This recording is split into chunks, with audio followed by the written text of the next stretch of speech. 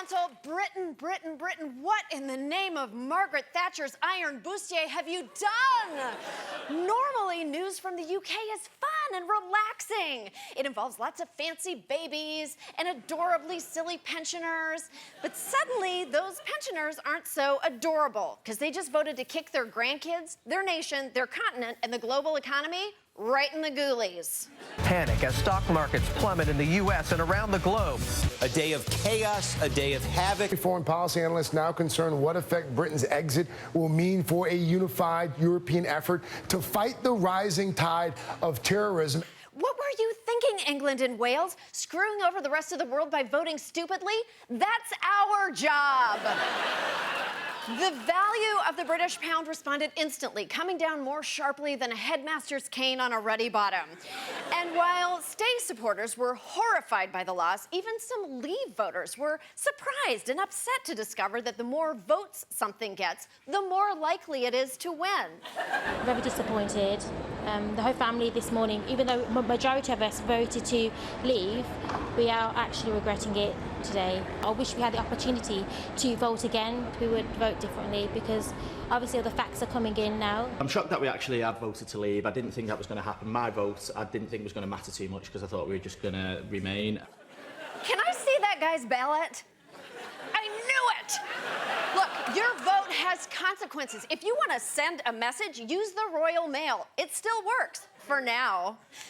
While millions of Brits were frantically Googling, how do you spell EU? Or just weeping uncontrollably, Nigel Farage, leader of the right-wing UK Independence Party, champion of the anti-Europe movement, and insufferable frog-faced wanker, was sharing his Brexit jubilation on the Good Morning Britain program by walking back promises about healthcare and magic beans. The £350 million a week we send to the EU, which we will no longer send to the EU, can you guarantee that's going to go to the NHS?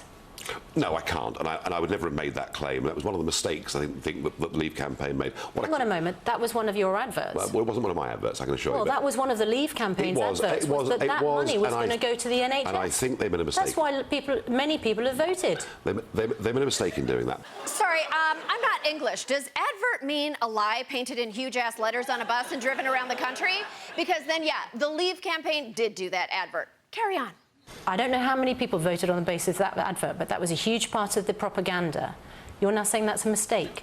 Wow, their morning news hosts are allowed to say propaganda and ask follow-up questions? The only follow-up questions ours are allowed to ask is, and when does the new album drop, Miley? Fortunately, the Leave campaign's lies about the economy did not sway a majority of voters.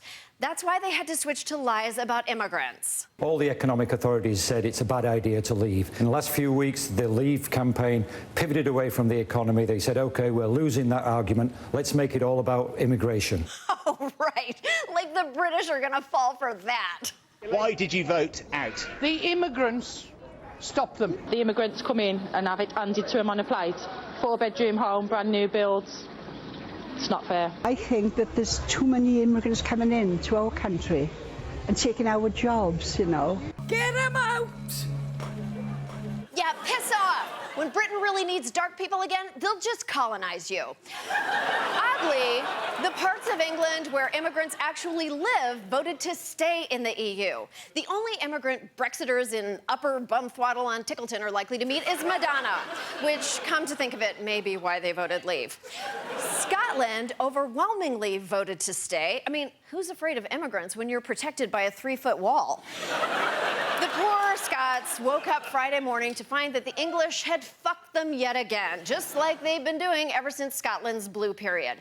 How could the day get any worse for them?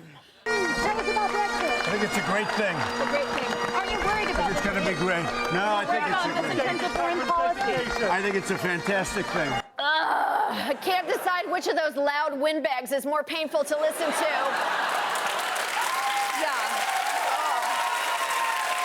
You'd think that sound might clue Trump in about what country he was standing in, but no. You're taking your country back. You're going to let people that you want into your country. And people that you don't want, or people that you don't think are going to be appropriate for your country or good for your country, you're not going to have to take. Oh, boy. Okay, you just confused England and Scotland. They love that.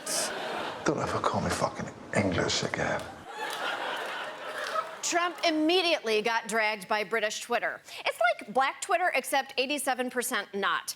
Oh, jeez. You know, I wish I had a real Scotsman to read their tweets to you. Hi. Oh, here's one. David Tennant, would you mind? With pleasure. They voted Remain, you wiggy slice. Scotland voted Remain, you weapons-grade plum. They voted Remain and they hate your guts, you ludicrous tangerine ball bag. Scotland voted to stay, you numpty. Scotland voted overwhelmingly to stay in Europe, you two-paid fuck trumpet.